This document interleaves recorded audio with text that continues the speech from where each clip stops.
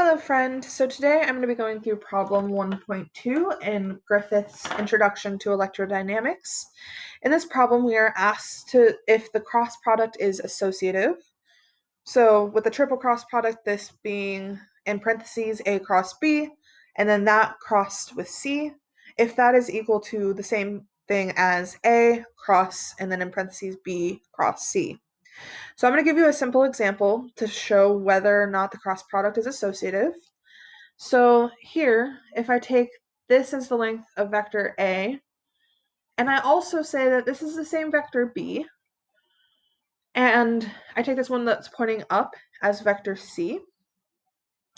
If I take first this B cross C, so we're going to address the right-hand side of the equation first, I get that using the right-hand rule, B, I point my thumb in the direction of B, cross C, which is towards the top of the board, gives me my new vector pointing out of the board, which is used with my middle finger. So this is B cross C, or the direction of B cross C, I should say. And now it's wanting us to take B cross C, cross with A. So first I'll point my thumb in the direction of A, and then I have B cross C coming out of the board. And finally, it's a little hard to see, but my middle finger is pointing down, and that's going to be the direction of A cross B cross C. And this will have some magnitude.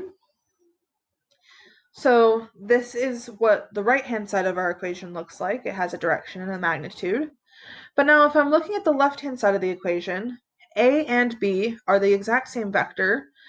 And if you take the cross product of two vectors in the same direction, so in this case A cross B, what we find is that this is equal to 0.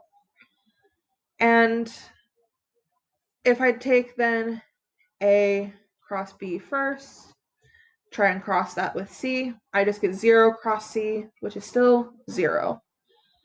This is not got a magnitude or a direction, so therefore it's not the same thing as this vector, which has a magnitude and a direction. This tells us finally that the triple cross product, so the triple cross product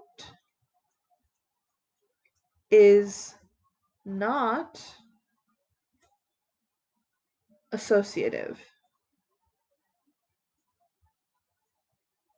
And that is our answer.